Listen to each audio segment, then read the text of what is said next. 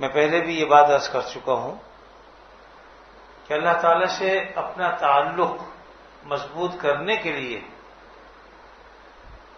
نبی کریم صلی اللہ علیہ وسلم کی بتائی ہوئی وہ دعائیں جو آپ نے موقع بہ موقع ارشاد فرمائی ہیں، اس سے اللہ کا تعلق انتہا درجے مضبوط ہوتا ہے بندے سے، بلکہ بندے کا تعلق اللہ سے انتہائی مضبوط ہوتا ہے، کیونکہ آپ کوئی موقع ایسا نہیں چھوڑتے کہ جب اللہ کو یاد نہ کر رہے ہیں۔ گھر میں داخل ہوں گے، بسم اللہ توکلت علی اللہ، اللہم بسم اللہ ولجنا وبسم اللہ خرجنا وعلی اللہ ربنا توکلنا۔ داخل ہوتے ہی آپ نے اللہ کا نام لیا کہ اللہ کے نام سے داخل ہوتے ہیں، اللہ کے نام سے نکلتے ہیں، اللہ ہی پر ہم بھروسہ کرتے ہیں۔ تو یہ تعلق کی مضبوطی کی بات ہے کہ ہم گھر میں داخل ہو رہے ہیں لیکن سب سے پہلے ذکر اللہ، گھر سے نکل رہے ہیں بسم اللہ توکلت علی اللہ لا حول ولا قوت الا باللہ العلی العظیم، نکلتے ہوئے بھی اللہ کا ذکر، گاڑی میں سوار ہو گئے بسم اللہ پڑھ کے بیٹھ گئے، سبحان الذی سخر لنا ھذا وما كنا له مقرنین وانا الی ربنا لمنقلبون۔ آپ نے دعا پڑھی، اس میں دیکھیے آدمی شکر کرتا ہے کہ اللہ نے یہ نعمت مجھے عطا فرمائی، اور ساری تعریف اس اللہ کے لیے ہیں جس کی ذات پاک ہے اور جس نے اس سواری کو میرے لیے مسخر کر دیا۔ اب وہ سواری چاہے گاڑی ہو، چاہے وہ گھوڑے پر سوار ہو، کوئی سے سواری ہو، لیکن وہ ساری کے ساری مسخر اللہ کے حکم سے ہی ہوتی ہیں۔ اگر اونٹ اپنی پر آ جائے تو آپ سے زیادہ طاقت رکھتا ہے، وہ گھوڑا اگر اپنی طاقت کا اسے پتہ چل جائے تو آپ سے کئی گنا طاقت وہ رکھتا ہے۔ گھوڑا اگر بگڑ جاتا ہے، پیٹھ پہ بیٹھنے نہیں دیتا، دونوں پیر اوپر کھڑے کر لیتا ہے، کتنی پریشانی ہو۔ اس لیے جب آدمی بیٹھتا ہے تو کہ سبحان الذی سخر لنا ھذا، پاک ہے وہ ذات جس نے اس سواری کو ہمارے لیے مسخر کر دیا، وما كنا له مقرنین، ہم اس کو اپنے زیر اثر نہیں لا سکتے تھے جب تک اللہ نہیں چاہتا۔ تو یہ جو اللہ تعالیٰ نے ہمارے لیے مسخر کر دیے، دیکھیے اب سوار ہو رہے ہیں لیکن تعلق اللہ سے مضبوط ہو رہا ہے۔ اسی طریقے سے بازار میں جا رہے ہیں، لا الہ الا اللہ وحدہ لا شریک لہ لہ الملک ولہ الحمد وہو علی کل شیء قدیر۔ بعض نے فرمایا یحیی و یمیت۔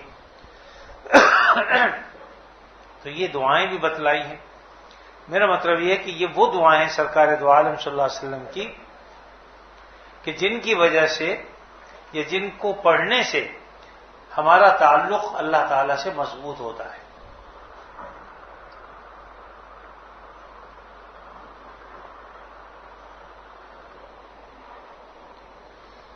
اور اس کے ساتھ ساتھ اجر و ثواب جو مل رہا ہے وہ الگ۔ اس بچے نے جو انگریزی میں انگلش میں جو اشعار پڑھے اس میں انہی تعلیمات اسلام کا ذکر تھا۔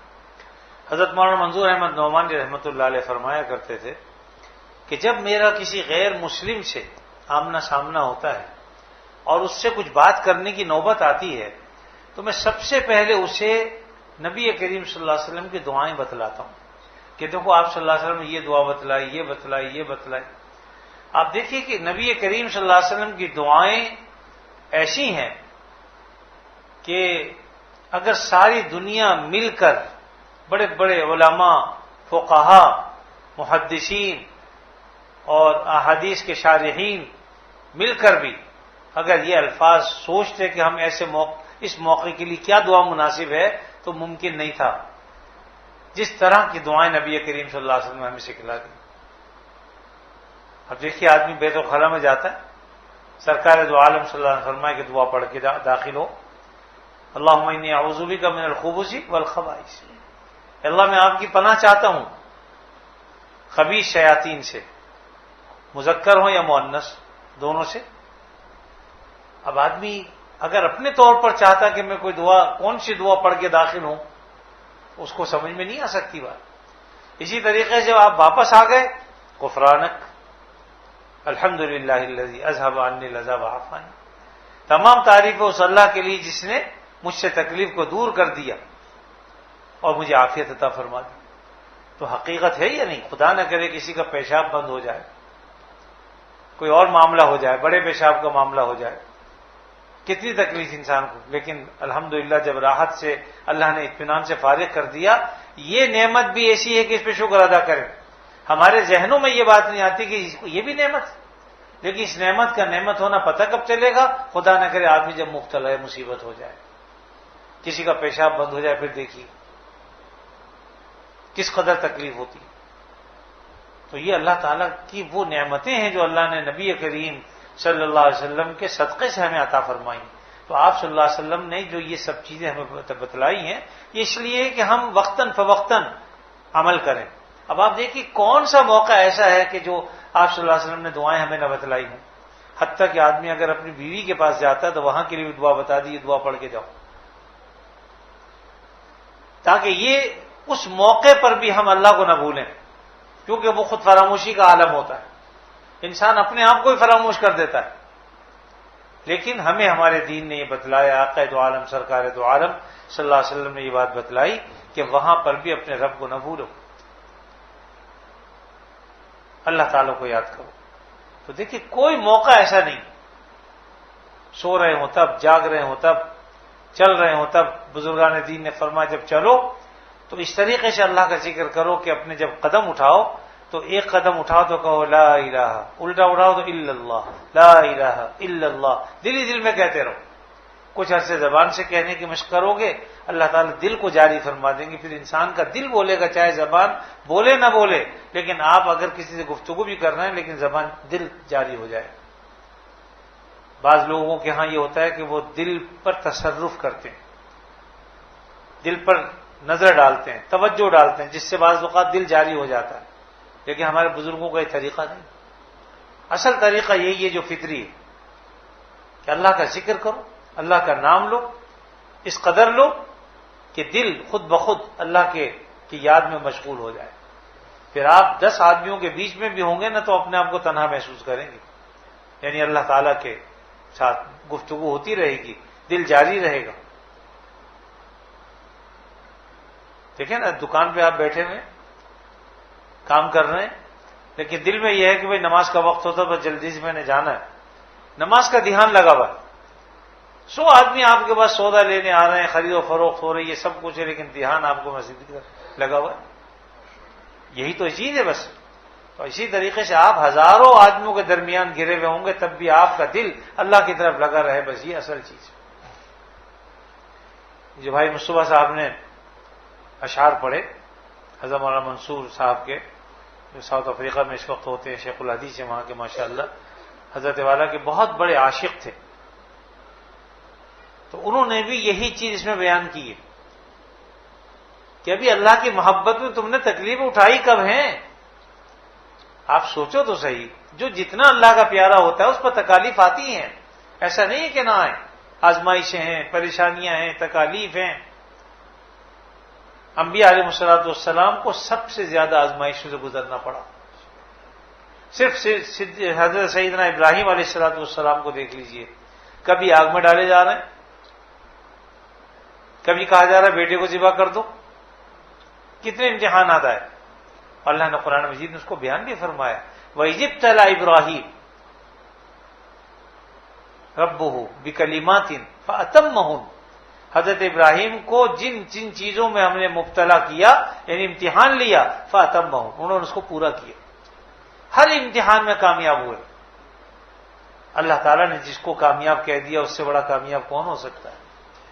لیکن ہمارے حبیب صلی اللہ علیہ وسلم آقا دو عالم صلی اللہ علیہ وسلم فرمایا کہ سارے انبیاء کی تکالیف ایک طرف اور مجھ کو جو تکالیف پہنچی ہیں وہ ایک طرف. اب آپ اس سے سوچ لیجئے کہ آپ سے زیادہ پیارا اللہ کا محبوب کون ہو سکتا ہے؟ لیکن اس کے باوجود آپ صلی اللہ علیہ وسلم کے تکالیف سے گزرنا نہیں پڑا. میں یہ نہیں کہتا کہ تکلیفیں مانگو، تکلیفیں ہرگز مت مانگی، ہم اس قابل نہیں ہیں.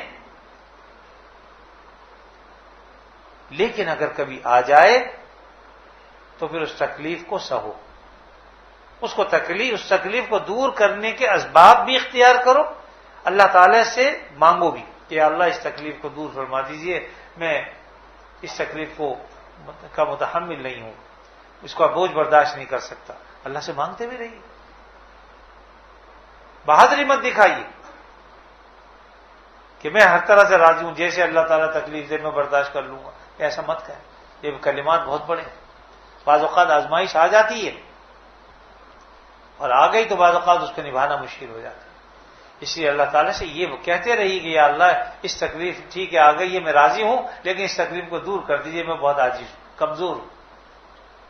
حضرت ایوب علیہ السلام کو کتنی تکلیف پہنچی اور کتنے عرصے تکلیف پہنچی، حتیٰ کہ آپ کی بیوی اس سے متاثر ہوئی، بچے متاثر ہوئے، مکانات باغات سب ختم ہو گئے، اور جن کے گھر پر سینکڑوں لوگ روزانہ کھانا کھایا کرتے تھے وہ صبح و شام کی روٹی کو ترس گئے۔ حضرت ایوب علیہ السلام کی بیوی غالباً جو حضرت یوسف علیہ السلام کی صاحبزادی تھی، بی بی رحمت جن کا نام تھا، وہ جاتی تھی لوگوں کے گھروں میں کام کرتی تھی۔ بعض لوگ تو گھروں میں بھی نہیں گھسنے دیتے تھے ان کو کہ تمہارا میاں جو ہے اس کو ایسی بیماری لہذا ہم تمہیں اپنے گھر میں نہیں گھسنے دیں گے، کہیں ہمیں بیماری نہ لگ جائے۔ تو کس کس طریقے سے جو ہے وہ بیچاری محنت مزدوری کر کے اپنے شوہر کی خدمت کرتی تھی۔ ایک عرصہ جب گزر گیا اس تکلیف پر، تو حضرت ایوب علیہ السلام نے دعا کی، ربی انی مسنی الضر وانت ارحم الراحمین، اے اللہ مجھے بڑی تکلیف پہنچی، مجھ پر رحم فرما دیجیے، آپ بڑے ارحم الراحمین۔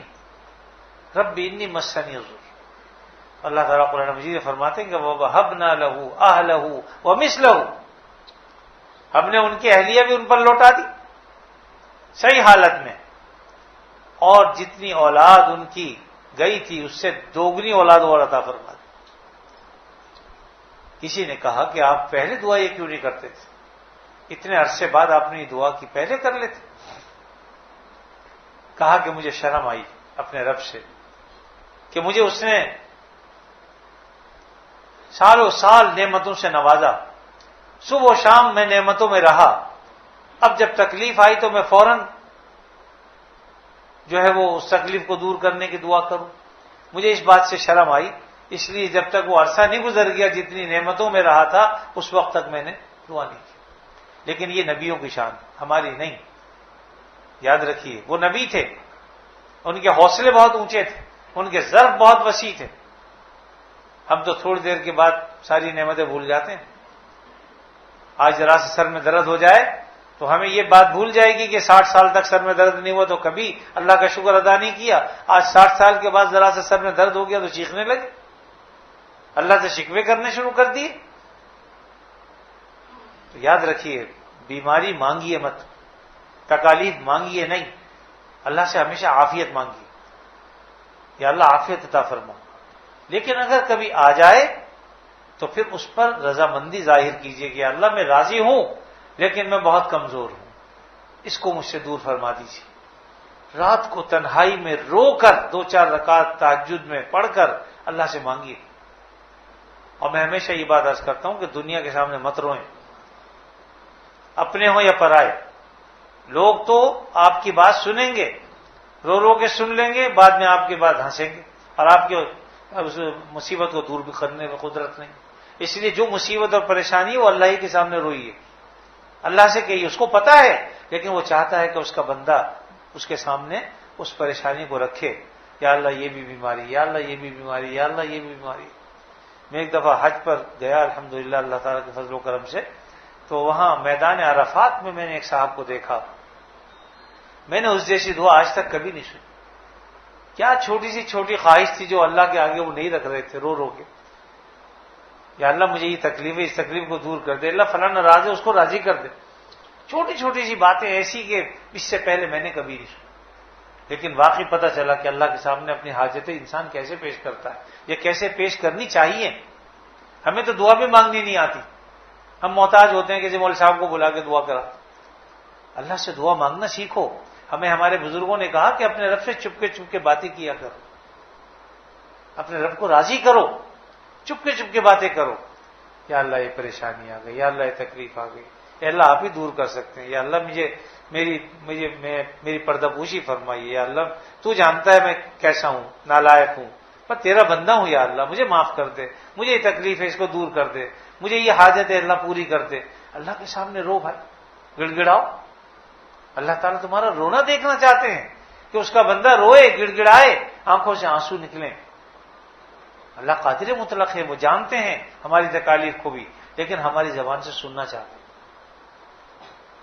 حضرت مفتی شفیع صاحب رحمۃ اللہ علیہ ایک بزرگ کی خدمت میں گئے، بیمار تھے وہ، تو جب وہاں پہنچے تو وہ ان کو دیکھا کہ بس وہ کہہ رہے تھے الحمدللہ الحمدللہ الحمدللہ۔ کہا بھائی الحمدللہ کہنا تو بہت اچھی بات ہے، لیکن یہ تو تم اپنی بہادری دکھا رہا ہو کہ میں راضی ہوں، یا اللہ جو مرضی تکلیف پہنچا دے بس الحمدللہ۔ کہا کہ اللہ تعالیٰ یہ چاہتے ہیں کہ تم رو یہاں پر، گڑ گڑاؤ کہ اللہ میں بہت کمزور ہوں، یعنی رضامندی دل سے ہو، لیکن ساتھ میں اللہ کے سامنے اپنی عاجزی دکھاؤ کہ میں بہت کمزور ہوں، یا اللہ بہت عاجز ہوں، آپ قادر ہیں اس تکلیف کو دور کرنے پر، دور کر دیجیے۔ بہادری کبھی نہ دکھائیں، اللہ کے سامنے کبھی بہادری نہ دکھائیں۔ بعض اوقات کلمات منہ سے نکل جاتے ہیں ایسے کہ آدمی پکڑ میں آ جاتا ہے، ہمیں پتہ بھی نہیں چلتا اور پکڑ میں آ جاتے ہیں۔ اس لیے بہت کوشش کرنی چاہیے کہ کلمات ایسے کلمات زبان سے نہ نکالیں جو بڑائی پر مشتمل ہو۔ ہم چھوٹی سے چھوٹی تکلیف بھی برداشت نہیں کر سکتے۔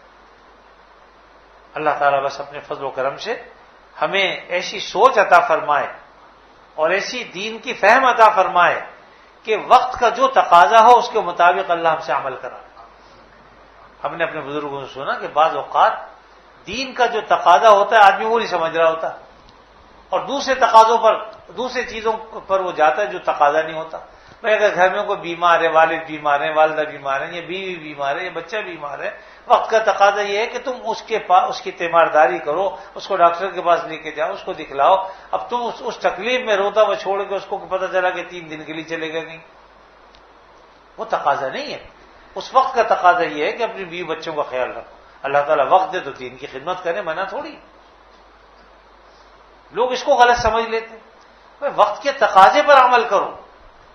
حضرت مولانا مسیح اللہ خان صاحب رحمۃ اللہ علیہ فرمایا کرتے تھے کہ اگر میں جنگل میں بیابان میں ہوں، میں اور میری بیوی اکیلی ہو، اور میں اگر نماز پڑھنے کے لیے مسجد میں جاؤں اور بیوی کو ڈر لگے تو میں مسجد کے بجائے گھر میں نماز پڑھنے کو ترجیح دوں گا، اس لیے کہ یہاں پر وقت کا تقاضا یہ ہے کہ میں تو چلا گیا نماز کو، پیچھے بیوی جو ہے بیچاری کانپ رہی ہے ڈر کے مارے، کوئی جانور نہ آ جائے، کوئی جنگل میں درندہ نہ آ جائے، کوئی خدا نہ کرے لوٹ مار کرنے والا نہ آ جائے، تو مطلب بجائے اس کے کہ ہم اس وقت دلداری کریں اپنی اہلیہ کی، ہمیں نماز کی، تو فرمائے کہ یہ پھر شوق تو ہو سکتا ہے تمہارا، لیکن دین کا تقاضا نہیں۔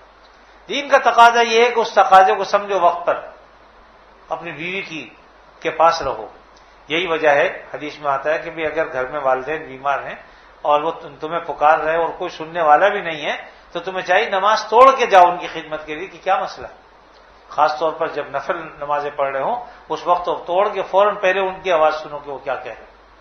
اگر فرض نماز پڑھ رہے ہیں اور آپ کو پتا ہے کہ ایسی خاص ضرورت نہیں ہے، ویسے ہی پانی کی ضرورت ہے یا کوئی اور ہے، تو نماز پوری کر کے جلدی سے پھر حاضر ہو جاؤ اور بتا دو کہ اماں میں نماز پڑھ رہا تھا، اس لیے کہ بعض اوقات انہیں پتہ نہیں ہوتا اور وہ پکار رہی ہوتی ہیں، پکار رہے ہوتے ہیں اور کوئی اور خدمت کرنے والا بھی نہیں۔ تو بہرحال وقت کے تقاضے کو سمجھو، دین اور شریعت کے تقاضے کو سمجھنا یہی دین ہے اصل میں۔ اپنے شوق کو پورا کرنے کا نام دین نہیں ہے کہ ہم نے اپنا شوق پورا کر لیا، کسی کو کوئی شوق ہے، کسی کو کوئی شوق ہے، اپنا شوق پورا کر رہے ہیں لیکن وقت پر دین کے تقاضے کو نہیں سمجھ رہے، تو اس کا خیال رکھنا چاہیے۔ دوسری بات عزیزو جو بات کہنے کی ہے وہ یہ، آپس کی محبتوں میں اضافہ کرو۔ اس کا طریقہ وہ یہ کہ آپ صلی اللہ علیہ وسلم کے طریقوں پر چلیں، بدگمانی سے بچیں، کسی کے بارے میں برا مت سوچیں، بدگمانی مت کریں، اچھا گمان رکھیں۔ اگر بلکہ بزرگوں نے یہ بھی فرمایا کہ ایک چیز ایسی ہے جو اچھے گمان کی طرف لے جاتی ہو اور 99 چیزیں ایسی ہیں جو بدگمانی کی طرف لے جاتی ہوں، تو تم ایک جو چیز ہے اس کی طرف دھیان رکھو، اچھے گمان کی طرف جاؤ۔ اور ہمارے حضرت والا ایک بات فرمایا کرتے تھے کہ جو آدمی بدگمانی کرتا ہے تو سمجھ لو کہ اپنی گردن کو پھنسا رہا ہے خود، وہ تو اس کی گردن پھنس گئی سمجھ لیجئے، لیکن اگر ایک آدمی برا ہے ہم اس کے بارے میں پھر بھی اچھا گمان رکھ رہے ہیں تو انشاءاللہ اس پر ہمیں تو اجر ملے گا. تو فری میں اجر لوٹیے بھائی، کیا ضرورت ہے بدگمانی ہونے کی؟ تو کسی کے بارے میں بدگمانی مت کیجیے. اور ابھی میں ایک واقعہ پڑھ رہا تھا، مجھے بڑا اچھا لگا. ایک صاحب تھے، کسی علاقے میں شہر میں رہتے تھے، اللہ نے انہیں بہت مال و دولت دیا تھا، لیکن بظاہر ایسا لگتا تھا کہ وہ کسی کو ایک روٹی بھی نہیں کھلاتے، پانی بھی نہیں پلاتے، کوئی مصیبت سے دور بھی نہیں کرتے. اسی گاؤں کے اندر یا شہر کے اندر ایک دکاندار تھا جس نے کہہ رکھا تھا جس کو جو ضرورت ہو آگے مجھ سے لے لیا کرے. تو پتہ چلا کہ جی وہ کوئی آگے چینی دے دو، کوئی آگے پیسے نہیں ہوتے تھے وہ دے دیا کرتے تھے. اور دن میں ایسے کئی آتے تھے. ایک دکاندار تھے گوشت بیچتے تھے، انہوں نے کہا تھا جس کو ضرورت ہو گوشت لے جایا کرے، میں دے دوں گا. وہ فری میں گوشت دے دیا کرتے تھے. اب وہ کہتے تھے البتہ اپنی ضرورت کے مطابق لے لو، تمہیں روز ملے گا. کسی کو 1 پاؤ کی ضرورت تھی، کسی کو 1 کلو کی تھی، وہ لے لیا کرتا تھا. سبزی والا تھا وہ سبزی اس طرح دے دیا کرتا. تو اس شہر میں کچھ لوگ ایسے تھے جو اس طرح خدمت کرتے تھے لوگوں. اللہ کی شان یہ ہے وہ جو مالدار آدمی تھا اس کا انتقال ہو گیا. جب انتقال ہو گیا لوگ تو اس کو برا سمجھتے تھے، بدگمانیاں کرتے تھے. اب اس کے انتقال کے بعد اس دکاندار کے پاس بعض لوگ گئے کہ بھئی ہمیں چینی دے دو، چاول دے دو. کہنے لگا بھائی بغیر پیسوں کے نہیں ملتی کوئی چیز. ابھی پہلے بھی تو دیتے تھے. کہا کہ جو پیسے دیتا تھا وہ مر گیا. وہ جو شخص مرا ہے اس نے ہمیں کہہ رکھا تھا کہ تمہارے پاس جو بھی آئے تم دے دیا کرو، پیسے میں دوں گا، لہذا ہم بھی دے دیا کرتے تھے. اب ہمیں کون دے گا؟ اسی طرح فروٹ والے کو، اسی طرح سبزی والے کو، اسی طرح گوشت والے کو اللہ نے دے رکھا تھا تو انہوں نے کہہ رکھا تھا جو ضرورت مند آئے تم دے دیا کرو، پیسے ہم دیں. کہا جو ہمیں دیتا تھا وہ مر گیا. اب بتائیے لوگ تو اس کے بارے میں بدگمانیاں کرتے تھے. اس لیے کسی کے بارے میں بدگمان مت ہو. زاہد نگاہ کم سے کسی رند کو نہ دیکھ. زاہد نگاہ کم سے کسی رند کو نہ دیکھ، نہ جانے اس کریم کو تو ہے کہ وہ پسند. اللہ بہتر جانتے ہیں. اپنے آپ کو اوروں سے حقیر رکھو، کمتر سمجھو، اپنے سے بہتر سمجھو ہر ایک کو. بس اگر یہ ہم نے کر لیا تو انشاءاللہ اللہ نے چاہا تو اللہ تعالیٰ ہمارے ساتھ وہ معاملے کریں گے کہ جس کے ہم اہل ہیں. اور اللہ سے یہ دعا کرنی بھی چاہیے، یا اللہ ہمارے ساتھ وہ معاملے مت فرمائیے جس کے ہم اہل ہیں، ہم سے وہ معاملے فرمائیے جو تیری ستاری اور غفاری کے درجے میں آتے ہیں. یعنی آپ ستاری کے معاملے بھی کرتے ہیں کہ عیب چھپا لیتے ہیں، غفاری کے معاملے کرتے ہیں کہ گناہوں کو معاف فرما دیتے ہیں. ہم تو چونکہ بہت گناہ گار ہیں، بہت ہم میں عیب ہیں، اس لیے آپ ہم سے ہمارے جو اعمال ہیں ان کے اعتبار سے معاملہ مت فرمائیے، بلکہ ستاری و غفاری والے معاملے فرمائیے. اللہ سے دعا بھی مانگنی چاہیے بھائی. تو اللہ تعالی ہمیں توفیق دیں. ہمارے آنے کا یہاں مقصد یہ ہوتا ہے کہ اللہ رسول کی محبت ہمارے دلوں میں پیدا ہو جائے. تو ایک طریقہ تو وہ ہے جو میں نے عرض کیا کہ وقتاً فوقتاً جو جس چیز کی ضرورت ہو دعا کرتے جائیے. سیکھ لیجئے، چھوٹی چھوٹی سی دعائیں ہیں اور اس سے انشاءاللہ فائدہ ہوگا، اللہ سے تعلق مضبوط ہوگا. دوسرا یہ کہ کسی اللہ والے سے اپنا تعلق قائم کریں اور ان کی خدمت میں آیا جایا کریں. چاہے وہ بیان نہ کریں تب بھی کوئی بات نہیں، خالی جانا بھی بہت ہے، برکت سے خالی نہیں. تو انشاءاللہ اگر جائیں گے اس سے فائدہ پہنچے گا. اور کسی نے کہا نا حضرت طائف صاحب نے، غالب میں نے یہ نہیں کہتا نہ آئے وہ دعا کے واسطے، یہ نہیں کہتا کہ آئے وہ دعا کے واسطے، با خدا سے کاش ہم ملتے خدا کے واسطے. یعنی ہم یہ منع نہیں کر رہے کہ اللہ والوں کے پاس مت جاؤ، دعائیں مت کراؤ، لیکن ہم اللہ والوں سے تعلق اللہ کے لیے رکھیں. اس لیے نہ رکھیں کہ پریشان ہو گئے تو اللہ والے کے پاس چلے جاؤ، گھاٹا ہو گیا تو اللہ والے سے کرا لو، مال نہیں آ رہا تو اللہ والے کے پاس چلے جاؤ.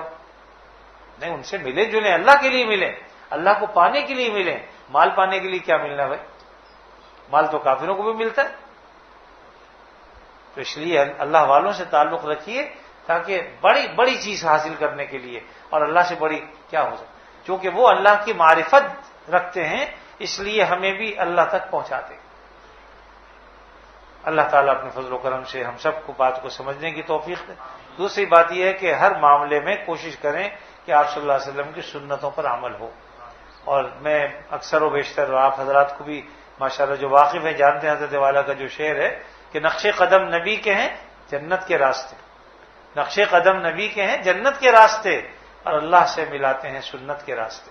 اگر آپ اور ہم سب مل کر اللہ کے نبی صلی اللہ علیہ وسلم کی اتباع کریں، آپ کی سنتوں کو مضبوطی سے تھامیں، اپنے اوپر ان کو نافذ کریں اور سنتوں کے مطابق زندگی گزاریں، تو انشاءاللہ پھر اللہ تعالیٰ تک بھی پہنچ جائیں گے۔ جنت ہے، جب اللہ تک پہنچ گیا تو جنت تو دور نہیں ہے۔